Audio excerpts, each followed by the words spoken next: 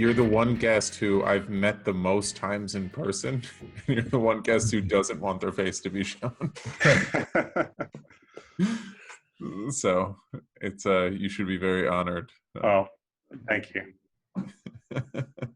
So yeah. I think that I guess my arguments just stand on their own, and it doesn't really matter who I am. So, well, if you want to go meet him in person, for all of the viewers, that's true. They can go Bitcoin Lightning Network meetup, right? In DC, Yep, and then you'll get to meet the infamous. That's the reason to go, right? You got to see what this guy looks like. Yes. Yeah. Well, Twitter handles and Telegram handles, they're basically anonymous. So pseudonymous. You could never track one of those. Yeah, especially if my Twitter handle has my name associated with it. Huh. Right? Or your picture even. No, I took the picture down. Okay. Yeah, so do we want to get going? We're going. Oh, yeah. Sure. First thing, so Pedo Veritas. Please explain. So in college, to the best of my abilities, I guess Wikipedia or good search engines, I was trying to figure out what a good Latin translation was for truth seeker. And that's what I was able to come up with. And this was my AOL handle, so it just kind of stuck with me. Pedo Veritas at yahoo.com or something. Yeah, at AOL.com. It's old school. Yeah. Yeah, so thanks for joining us. So you're local, right? Yeah. I'm sort of flying a little bit blind here. I trust who Nick associates with for these podcasts sometimes. First mistake. Yeah. It hasn't failed us yet. So you guys know each other from the local DC meetups? Is that? Yeah, I think we met at different events around DC, different conferences, and just crypto meetups over the years. So, well, I think the first time we met, we were it was at a Bitcoin and taxation or something. It was a conference at, I think it was Cooley or some law firm. It was just some law firm, and that was the day that Jamie Dimon made his infamous statement. And I remember while we were sitting at that conference, I think Jerry Brito was in the audience, and I went up to him to just see what Jamie Dimon said. Yeah, but we were both working for the government then, and it was very interesting because I remember meeting you, and I was like, yes, here's another crypto person. The mystery unravels. Well, so since you're semi-doxing me now, I guess I have to say that my opinions are my own, and none of this is financial advice, and don't reflect the views of my employer, whoever they may be. Whoever they may be, yes. If you are employed at all. Correct. Mm-hmm. Things change all the time. The only thing that doesn't change is the protocol, which we call Bitcoin. So, all right. So this is getting juicy. This is usually how a good episode is set up. Right. I think that was sort of the reason I wanted to bring you on, because we were having this discussion Friday night, I think, over some beers. Just what in your mind, I guess, differentiates or gives these coins value? We'll just throw out a really broad question at the beginning, because I know that I sort of claim that you're a Bitcoin maximalist. Would you agree with this statement? I don't think I'm a maximalist, but no. I think the truth is that there's just too much out there to try to wrap your head around. So what I've tried to do for myself is just distill it down as low as possible to figure out what the fundamental differences are between all these things. And I think in a nutshell, what I discovered, and I think this is a kind of personal discovery that everyone has to go through. It's experiential learning. But I think in a nutshell, what I've kind of landed on is that Bitcoin has become so decentralized that it's very difficult to upgrade in such a way that people would be kicked off the network. So, we don't have enough terminology, like terms in this industry, but the term hard fork is kind of thrown around and it means different things. But the way that I kind of define it for myself is like a hard fork is something where if you're running a node, part of a distributed network, and some other entity other than yourself makes a decision that requires you to like download new software or you're off the network, that's a hard fork. So it's like a hard upgrade to like a blockchain. And to the best of my knowledge, Bitcoin is the only one that is, it hasn't happened in a very long time. And you could argue whether it happened in 2013. I think that's like more subjective. And, I don't know at what point you could go back in Bitcoin with old software and still be connected to the network. But I mean, if you look at other crypto projects, they hard fork upgrade all the time because they have think so? This is sort of where you are. What was the term you used? You're a Bitcoin fundamentalist, right? Yeah, I think like that's how I would describe myself, where it doesn't, I'm not like hostile to other things like immediately, like a lot of, I guess, quote unquote maximalists seem to be. But Sure. At the end of the day, what's the most important thing in my mind is not like working against anyone trying to take over the Bitcoin network or like become like a center of like ideology so that potentially they could push forward some sort of a hard fork, because that's the part that I see very unique in the Bitcoin network, where even during the hard fork wars like 2017, I think a lot of people were arguing the hard fork wars. Is this a is this like the Clone Wars? Are we just going? Yeah. It's all sci-fi. Well, so Yes. I mean, I don't know what you want to call it, but basically like when the discussion heated up between the different camps on how to scale Bitcoin. Yeah. And ultimately, I think a lot of people were arguing, their own narrative. And I don't know if I necessarily, I mean, I kind of agree with what they were saying about how if you keep the blocks relatively small, it's less of a footprint on your computer over like the next several hundreds of years or whatever. But at the end of the day, me personally, I see Bitcoin as something that just doesn't change because not because of the technology, but because of like the dysfunction, like with humans, right? Like everyone has their own interests and they're all kind of like fighting over things, which means it's a standstill. And you don't have that in other projects. Well, I mean, you could almost like bring it back to like the founding fathers here in America.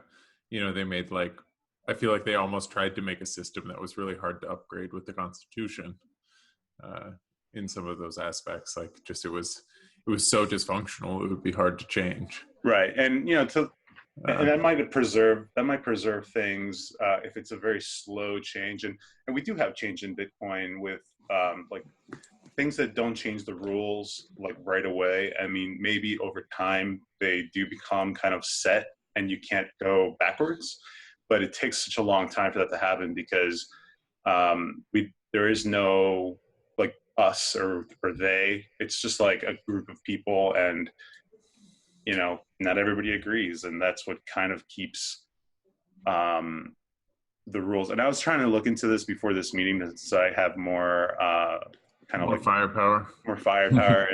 And I was looking at like the other implementation of Bitcoin, which I think is called Bitcoin D, and that one is I was looking.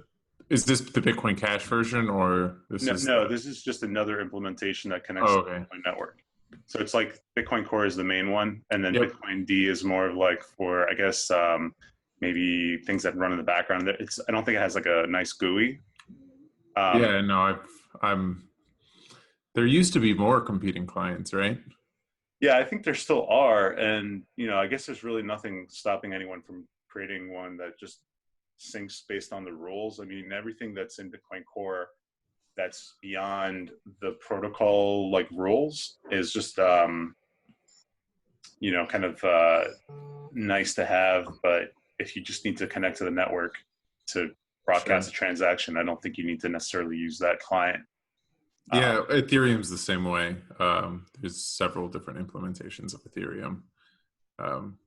It's mainly just for, there's different features that you can have with different clients, and then also like which programming language you're using. So, at the end of the day, I don't know how much this contributes to the differences between blockchains, but I just have a feeling that it's a big contributor that nobody really can quantify, just because it's such a different thing compared to everything else that we have. Sure. You could pretty much change anything in the world except for something that directly relies on cooperation among people, Yeah. Well, I mean, so what would you actually say, this is... Well, he's changed my mind, so...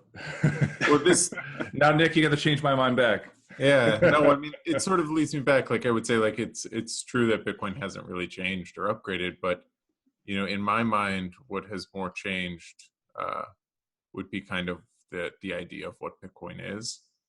Like, what do you, like, I think this sort of goes to like the store of value. Yeah, like where do you see it there? Like, a lot of people at the beginning would say it was supposed to be this payment mechanism. And then it sort of has switched to this store of value or global settlement agency. Yeah, I mean, I think that probably, it's a database, but it has units in it that are uncopyable. So obviously anything that's rare becomes has value over time, right? But I think trying to decide what Bitcoin is kind of like trying to figure out like how the internet should be used, or like what it is. It's just too big to try to like pin it down. And I think whoever joins that ecosystem, if there's a need, if they're creative enough, they'll figure out a way to like circumvent the really slow dinosaur that is like, the Bitcoin blockchain. And right. That's, I think, what we're seeing with something like Lightning or something like Liquid, where different companies are getting together and trying to solve problems without necessarily putting everything on the chain, because, again, and I don't know how much of this is like marketing versus reality. I mean, what I keep hearing from Bitcoin, like hardcore OGs, is like, oh, it's not smart to do this on chain because of A, B, C, and D. But honestly, I don't think you can. I don't think you'd be able to actually successfully hard fork Bitcoin without massively like splitting the entire network into two, because there's so many special interests that I don't see how everyone could agree on any one thing without some major headaches. So sure. I mean, I think the next piece will be sort of adding more features, because I think even with the scaling debate too, the 2017 hard fork, that was not the first hard fork towards bigger block sizes. So the hard fork in 2017 was not a hard fork of Bitcoin. It was and that's kind of the confusing part to a lot of people. It was a fork. It was definitely not the same as something like Litecoin, where someone forked the GitHub repo. Right. This was more of like a clone of the entire network, including like wallets and everything else, like addresses, and then changing the protocol so that it was just a separate network. And people use the same words for many different things, and I think that's kind of part of the confusion when you talk to someone and they're like, oh, Bitcoin's hard forked like 18 times, and it's like, well, that's not really what I'm trying to get at. It's anybody forked the code. Well, it's different though, because so you had like, let's say even the Bitcoin XT was the one I was thinking of, like the original, like Mike Hearn trying to split off back in the day to increase the block size. Whenever that happened, so you had like, he implemented the new code, and then the main chain had the most value to it. So that's what Bitcoin is today. But then in Ethereum, you know, like whenever you had the DAO hack, Ethereum was the one that implemented the new code, and then Ethereum Classic stayed straight and was technically the non-fork was Ethereum Classic. Right. And wasn't Ethereum Classic all about like code is law or something? Yeah, Ethereum Classic has its own issues at the moment. And I just saw recently that they announced they're going to be hard forking. Right? Which is hilarious to me, by the way. I mean, Ethereum Classic, Ethereum Classic hard forking is just like a perfect example, as well as like the Bitcoin Cash hard fork, like they have 2 or 3 like hard forks of themselves. And even like the one that split into BCHSV and BCHABC, that was different than Bitcoin, because if you stayed on the client, you were off both networks. Like you had to make a choice and download new software either for SV or ABC. You couldn't just do nothing. Yeah, well, I think in my mind, it's more of like what you're staying true to, you know, like with the original sort of, I think the Bitcoin fundamentalist path that you're on. You know, you guys are staying true almost to just the code itself, or sort of keeping the, you know, current network without having. But not necessarily true to the original statement of Bitcoin being a peer-to-peer electronic cash system. Exactly. Yeah. So, you know, I think like the other people may, like once you have a group of people who are like, well, we're going to stay true to the peer-to-peer electronic cash system, then hard forks of the code are fine because you're not almost forking the vision, if you would. Right. Yeah, I think that, you know, if you stick to just that one fundamental principle, you don't have heartaches. Like, you know, heartaches. You don't have heartburn. Sorry, like, you don't have to decide whether Bitcoin is this or Bitcoin is that. Like, it doesn't matter, because people will build on it, and over time, it'll become kind of evident, like what people decide to use it for, as long as you preserve the fact that it's the only thing we have in existence that is. At least as far as it's been tested in 2017 with people that are way more influential, they used to be way more influential in the Bitcoin space than I feel like a lot of the people that remained, and they couldn't get it done. So that really, when to me, put Bitcoin more on the map, because I was like, oh, what's this? You know, like something that's actually not controlled by an entity. Or like a foundation, or sort of like a you know, but this animal or something. That's kind of cool. It's like a new fundamental that came later. You know, that's sort of an uprising out of the current ecosystem with crypto, where you have a lot of these hard forks going on. Right. It has driven, you know, the attention to like, hey, well, Bitcoin is it's a differentiator now, something that people can like rally around. Yeah, but I think so, because like to what you're saying, as soon as your project has like a purpose, like, oh, we're going to be this or we're going to be that, you're going to have a competitor trying to do that better. So if you don't have a mechanism through which to upgrade, you turn into MySpace, right? So it's kind of like a self-fulfilling prophecy. As soon as you have a central like roadmap, you have to upgrade. Otherwise, you don't win, you know. And Bitcoin doesn't have like a real roadmap. People think that it might, like certain people wish it did, but it really doesn't.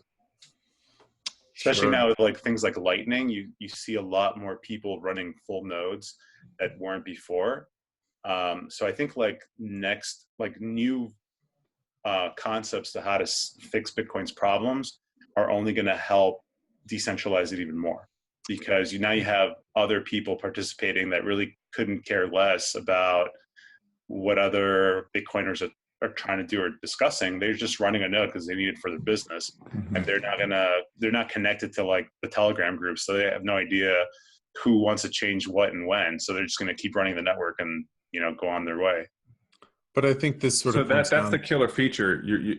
You think that killer feature of Bitcoin is going to be strong enough to compete with all these other features that sort of are cropping up and will continue to crop up with other crypto?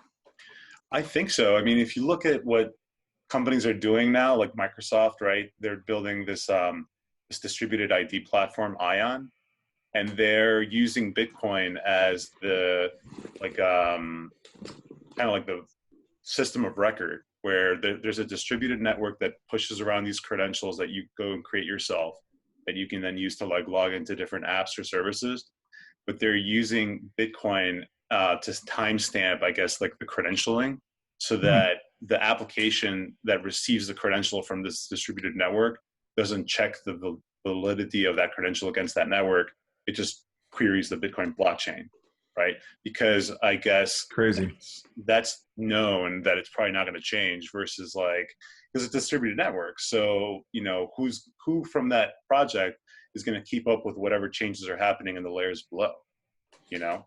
Hey man, So, Microsoft also invests in Ethereum, so if we're name dropping here, Yeah, that's true. I mean, again, it's not Gotta really, be fair. yeah, it's not and really competition, honestly, because I mean, yeah, well, we win the competition, so look at projects like the Brave browser, right?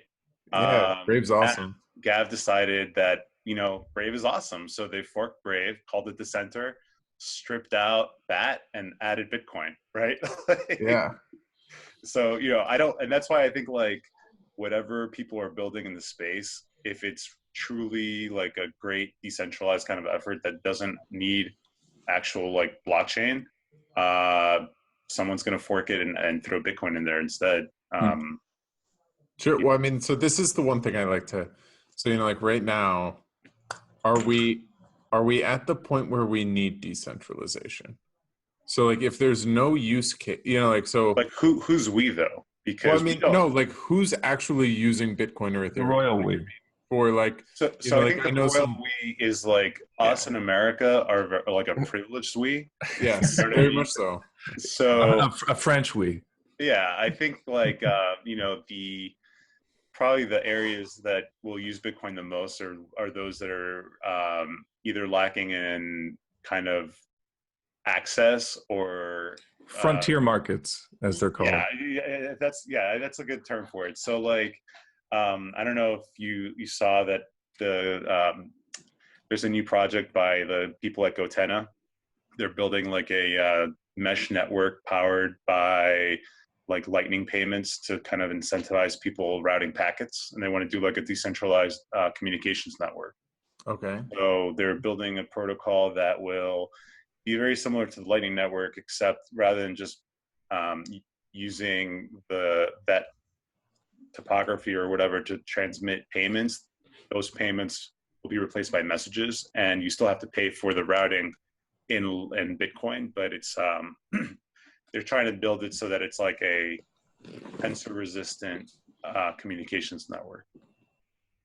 And that's not really going to help America. I mean, that's probably just going to help people that are living in a place where the internet's very easy to block.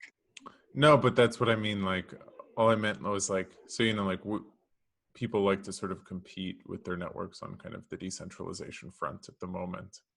But there's not a whole lot of countries or sort of regulatory agencies really trying to shut them down at the moment. It's sort of free for all, I would say, for the most part. You know, no. As far as I know, Thank God for Facebook, right? Yeah, you know, no states have really, you know, tried to take down the Bitcoin network and have not succeeded. You know, like that just hasn't happened yet.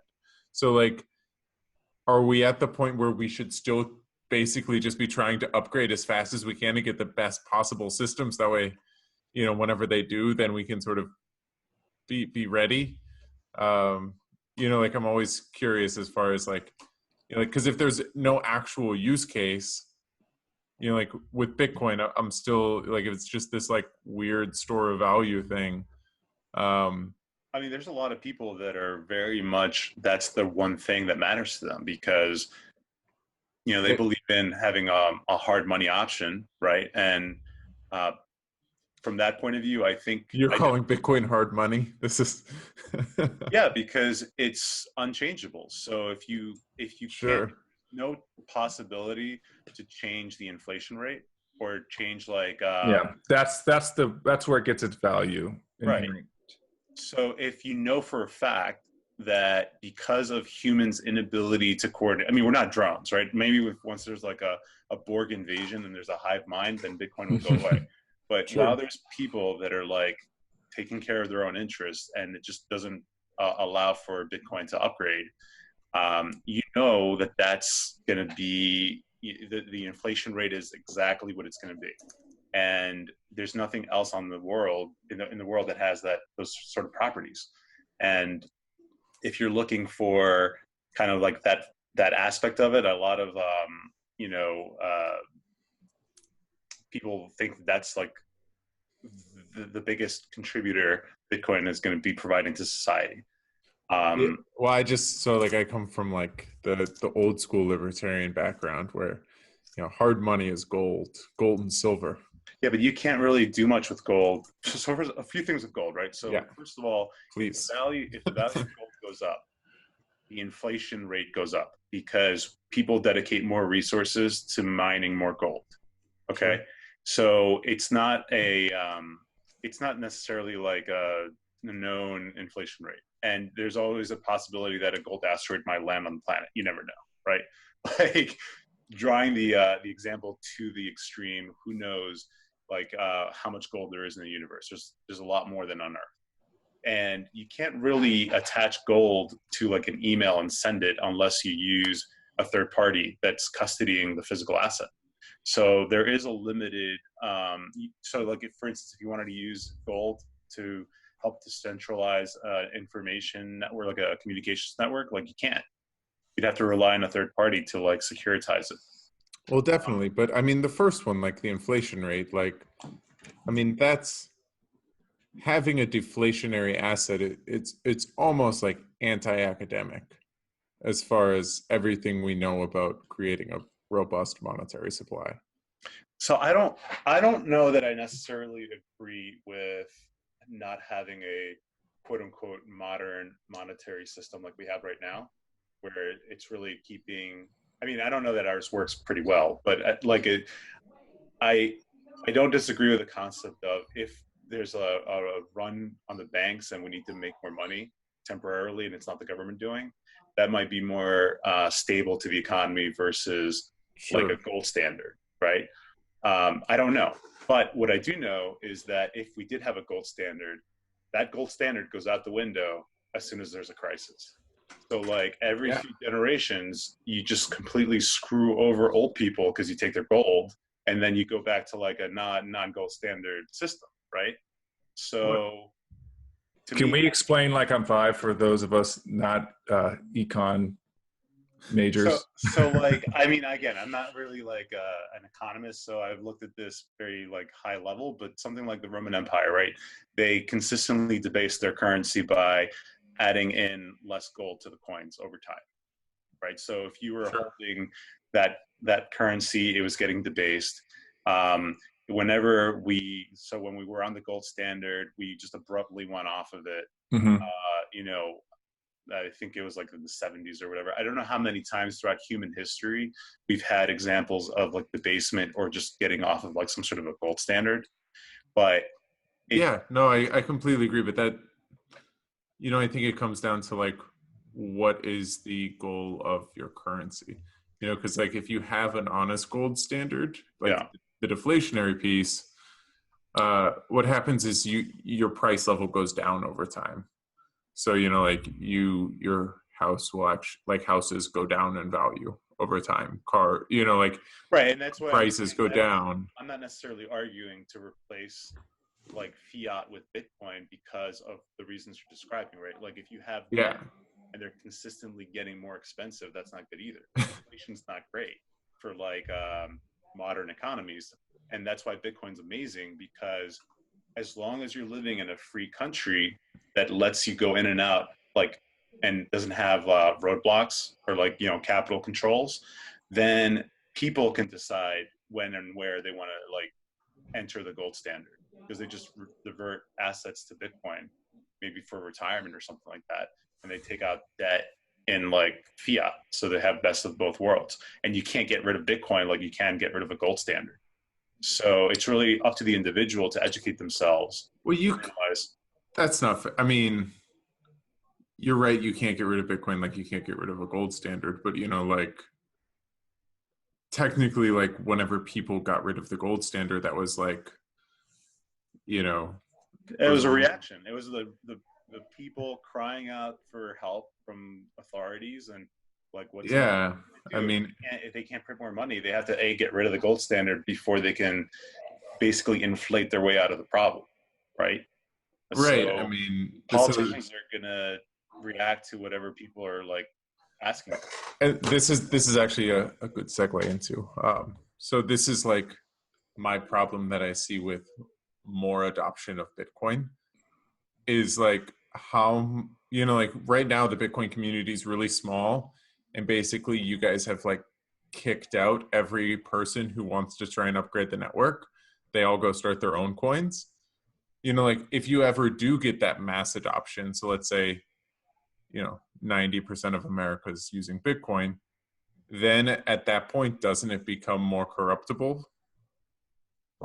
In what way?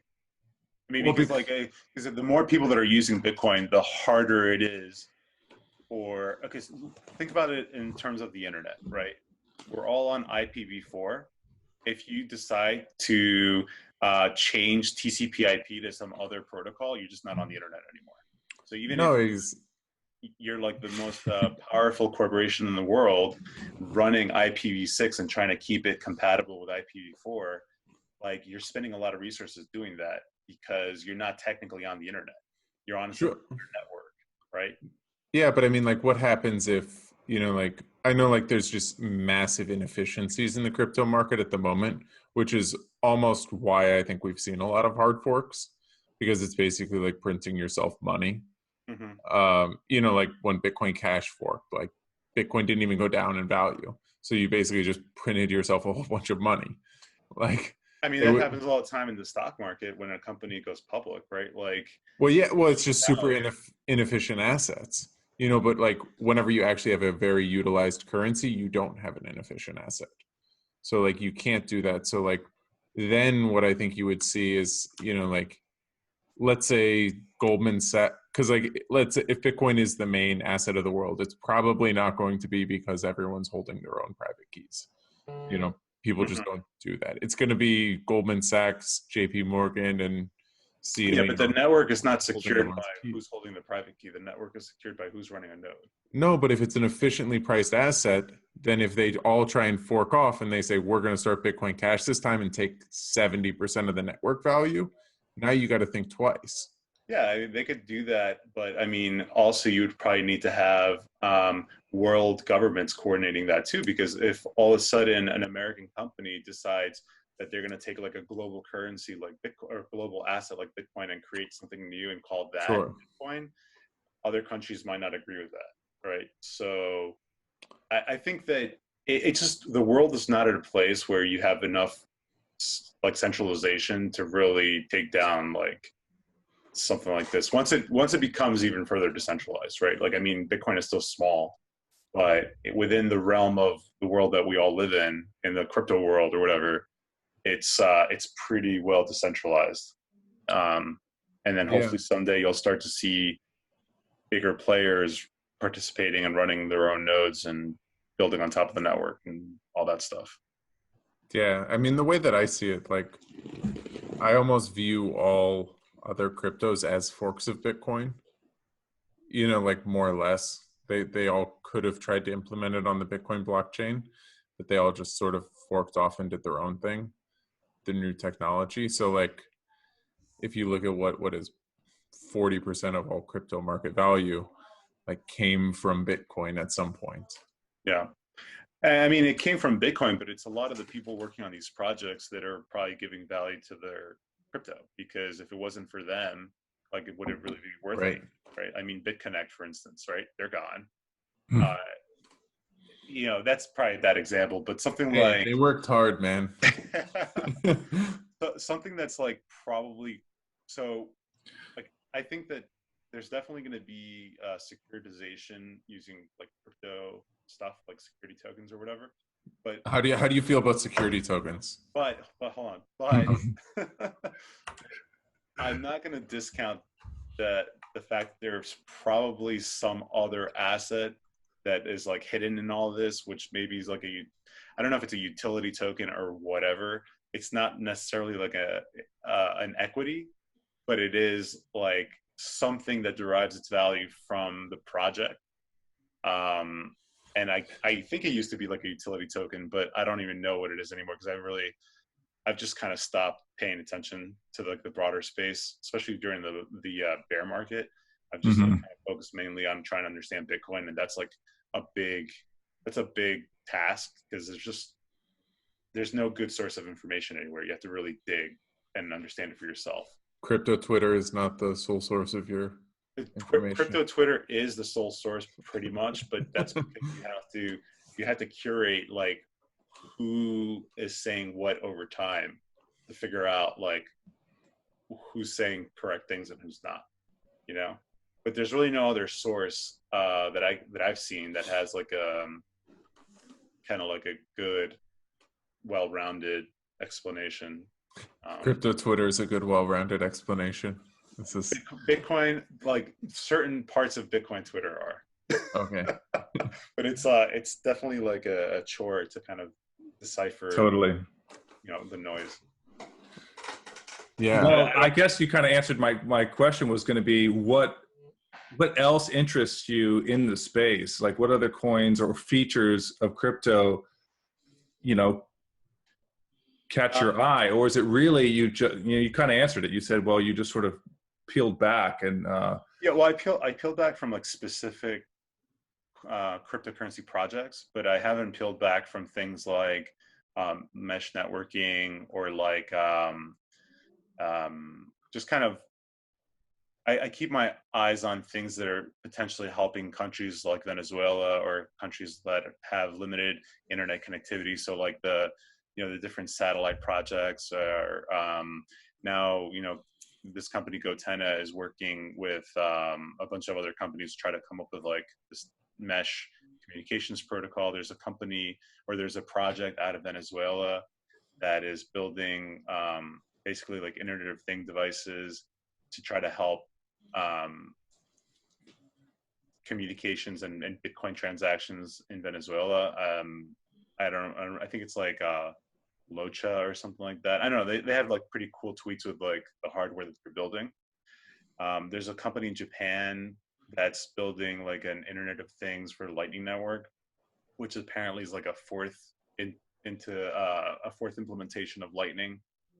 So we have Lightning Labs over I think California. We have Async out of France, and then Blockstream, kind of building the three major implementations that connect to the Lightning Network. But there's another one out of Japan that is like a very, very slimmed down version and runs like a full node.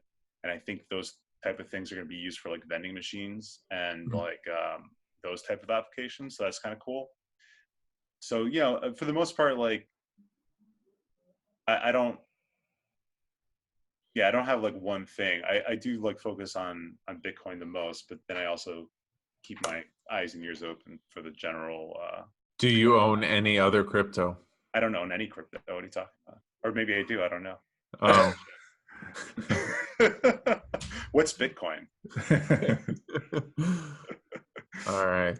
So you're interested in use cases. So that's refreshing to hear. It's cool. Like people, they're very creative. So I'm just kind of curious to see. I think like disintermediation is probably like the best thing we could do. Yeah. I think like the problems that we're seeing now with like these massive companies controlling everything, you see Congress starting to try to get, they're getting uppity and they're trying to figure out ways to disintegrate like Facebook and Amazon. At the end of the day, I think disintermediation is probably going to put a lot of pressure to shrink these kind of companies. And that'll probably be the ultimate solution versus trying to just like arbitrarily break them up. German antitrust laws. Yeah. So I think, those type of things are interesting to me. But sure. Yeah, I mean, but so I guess I see it like, you've had some people have argued that crypto will never hit mainstream or like really even threaten Facebook and things like that. Like almost along the same route, like if you look at like BitTorrent nowadays, or like even like uTorrent, how it is to the music industry, it sort of threatens them in the fact that, you can't price gouge consumers. But it's not like people are like, even though we probably all could download all of our music illegally, we don't. Yeah, but I mean, look at like Netflix, right? Like when the Sure. internet was email, did anybody really think that like Blockbuster would be threatened by the internet, right? I think that we're just too early, and Oh, you think maybe blockchains will improve to the point that we can sort of threaten some of them? I think that's probably likely to happen. I mean, the more that other projects scale and they can provide some sort of a alternative to Amazon Web Services, right? That's definitely something that could I could see happening, right? But at the end of the day, these are all databases, so it's really they're all going to be used for different purposes. They might find like ways to leverage both kind of worlds, but at least for right now, the clearest thing I can see is this like hard money aspect of Bitcoin due to its inability to change, and that's what it's attracting me the most, because I could clearly see how that would benefit the world in like the near to medium. Well, I mean, for countries that have like banned Bitcoin, like like who China has in the past, I don't know if it's still like India. Well, they banned like ICOs and I think exchanges. They haven't banned Bitcoin. They have banned people exiting money from China in general. Well, no, I wonder like how successful has that been? We'll see if we can find somebody to be on our podcast for that. Yeah, I think it's been fairly successful in the sense that they're locking their internet down even more. So, at the better they get at blocking the internet, and some could argue that China has like its own internet, really. I mean, it's like very loosely connected to the rest of the internet. Right. But, technologies that will help decentralize ISPs, right? So people can route other people's data packets and get paid versus relying on like central ISPs, or maybe like some sort of a bridge network using IPFS to like bypass this whole IP system that we have. Like that might kind of help with that situation, but it's still super early. I don't know. Like we're gonna be calculating blocks on pen and paper and mailing them back and forth to each other. I think Crypto Bobby had like a pigeon idea or something, like attach like flash drives to pigeons and send Bitcoin that way at some point. Well, I think somebody actually did do somebody like pushed a transaction through like radio. No, they did. Oh, yeah, it was off of the ionosphere. I think they brought from the ionosphere. So it's like even in the case of like nuclear war, we can. Yeah. Well, I mean, the Blockstream satellites are pretty cool. That Bitcoin's like the cockroach of crypto. You can validate that someone got your transaction. If you can broadcast your transaction to the internet, either like there's a lot of different ways to do it. I think there's some services that let you do it via text. You can use a generic satellite dish from like any company and hook it up to a laptop, and then there's like guides on the internet, but you could download the Bitcoin blockchain from space for free. So if you don't have the internet and it's like for whatever reason, you can still validate that you either received or sent money through that kind of like setup. So that's hard money right there. Yes. Can't do that with gold. Can't do that with gold. If you had a strong enough arm, you could bounce some gold off the ionosphere. Yeah. No, I think I don't know if I agree with you yet on Bitcoin. That's a good spot to be in. You don't have to agree with me, because this is a self journey. You have to find it for yourself. I know. Hey, I'm on the journey. I'm compelled. I don't know. We'll get Bitcoin to hard fork eventually. We'll see. Well, I think at the value will hard fork. I think we'll see. I'm still. When are you? Do you think you'll ever see a flippening? You mean like between Bitcoin and other coins? Yeah. I don't think so. Just because. I mean, and this is all purely speculation, but I have a sense that unlike everything else in history, where big players got in first, like this time, I think it feels like the plebes got in first, and now it's like real Sure. money that doesn't have the skills to actually secure it might be coming in to the space in general. So I don't know. I mean, how far is it? I haven't even checked. Like, how far is the next best market cap away from Bitcoin? I think I'm guessing it's Ethereum, even though technically it's probably Ripple, right? Because they have like 50% of the coins stored away, so coin market cap doesn't count that as. No, that's coin market cap's a big, yeah, market cap's really a tough thing to look at. It is Ethereum number 2 and Ripple 3, but What's Ripple versus Ethereum right now, market cap wise? Ethereum is 32 and Ripple's 19. Yeah, Okay. I mean, again, like I don't understand Billion. why, if just because Ripple says that they have money, kind of like whatever they say, it's like not in reserve, but it's like being held by someone else or something like that. Like Yeah. it exists. It's not like, so True. is Ripple number 2? I don't know. Maybe it is, maybe it isn't. But Yeah. No, I mean, but it's I could see a flippening at some point, and then whenever you say like you get some actual use cases for some of these other coins, Bitcoin can still be its sort of meme currency as far as a store value goes. you're saying Bitcoin is Dogecoin? There's only one meme currency.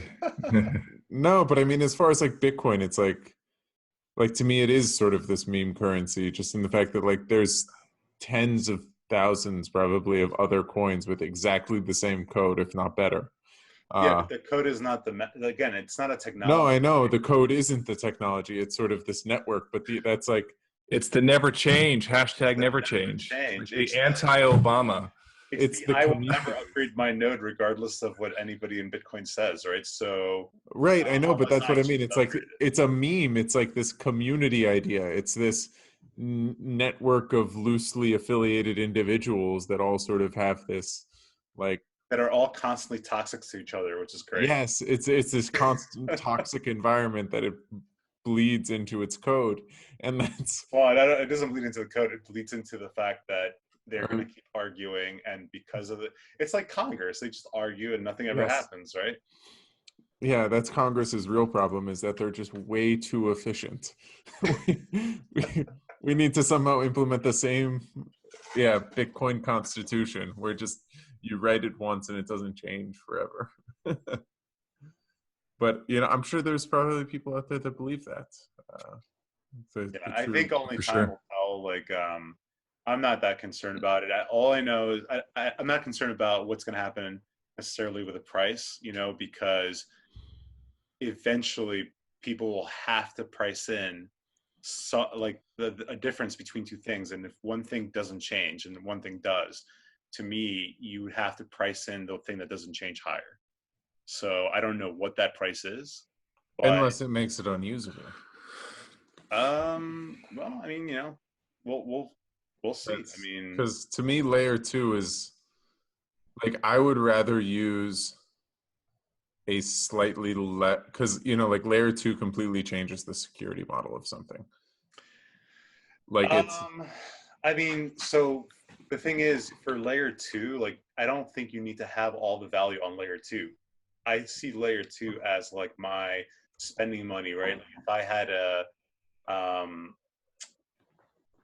no, exactly, but like I'm not gonna put like $3,000 on the Starbucks app, right? I'm gonna put like, however much I want, and then use that as I go. Like I don't need to have all of my retirement savings in my leather wallet in my pocket, right? So, and layer 2 is a very loosely held term. I mean, the Lightning Network is one part of layer 2, and so we have something that's like riding on top of layer 2 that's as big as layer 2, then maybe there'll be a layer 2, right? Like once we have a layer 3, that'll solidify layer 2. But for now, it's just like a combination of different things. Yeah, so I mean, it makes it tough because like I like almost the base protocols better, because you know, you're really like, we always use the line, like, you're only as decentralized as your least decentralized point. Mm-hmm. So, you know, even if there's any sort of point of failures in the layer 2 piece, then it can lead to some centralization concerns. Well, if there's a point of failure in layer 2, you can just Yep. take your signed transaction and broadcast it to layer 1. So No, exactly. But I mean, yeah.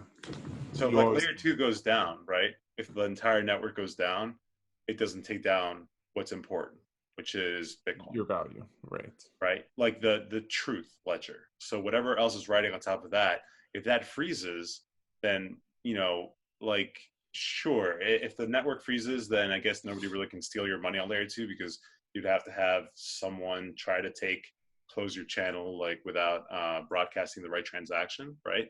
But no, I mean, I don't think funds are insecure on a Lightning network or something like that, but it's just, you know, if the whole industry sort of gets built up relying on it, then it's going to be tough to, if it ever does go down, it has sort of ramifications. What if people start building applications on other blockchains, but they're using Bitcoin as the value instead of you know, the native token on that blockchain?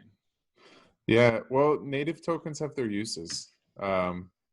And, you know, you want to native tokens if you want to sort of secure that, and that's why you use them and try and give them value in some way. Yeah.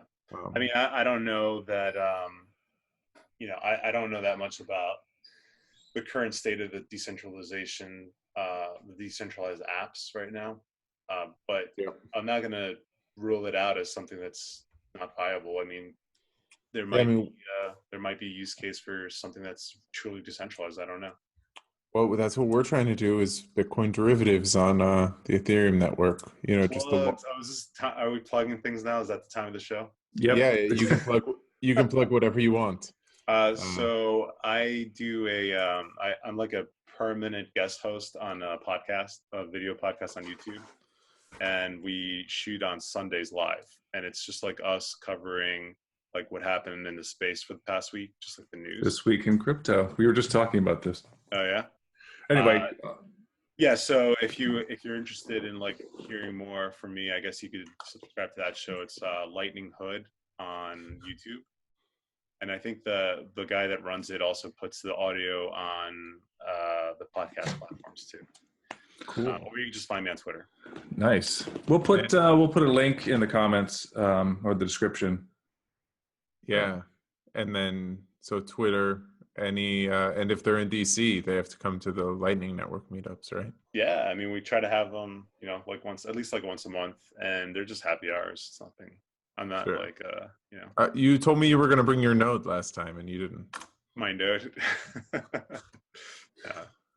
No. Who's that guy on YouTube that does he sits out and says, it's a meme, and he has like his table with the tablecloth says some statement, change my mind. Are you familiar with what I'm talking about? Yeah. I picture this is you at this happy hour beer, and it says like Bitcoin's the best, change my mind, or something like that. Right. I mean, so, you know, again, I don't like labels to begin with. So sure, I guess I'm a Bitcoin maximalist in the sense that I think yes, is great in certain aspects, but I don't really agree with like the whole like everything is a scam kind of mindset. So that's why I rather just focus on one fundamental principle, which is don't try to change the protocol. That's it.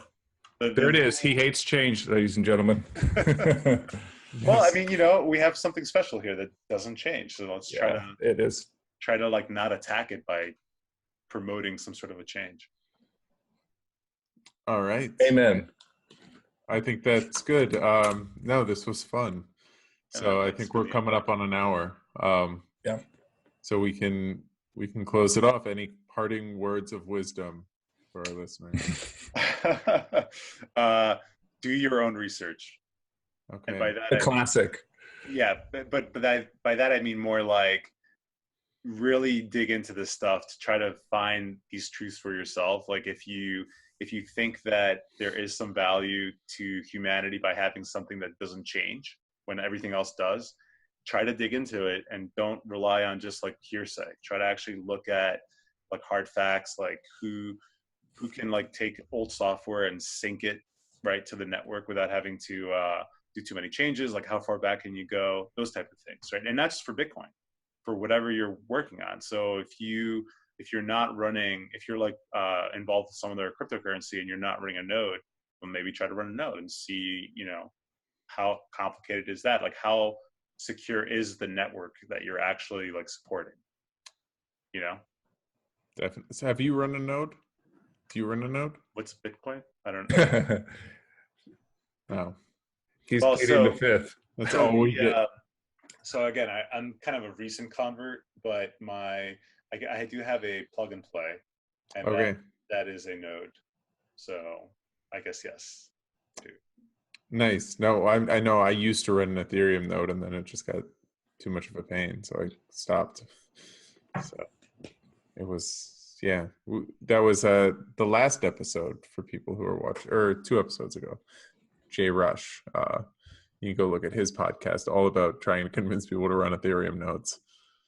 So it's sort of a similar debate as far as how do you sort of get a robust community of people to run nodes. You have to do a pre-mine and incentivize them with marketing. It's literally the only option. That's the recipe. And it's been done thousands of times. Yes. Cool. Thanks for being on, man. Thank you for joining us, and we'll catch up next time we're in DC.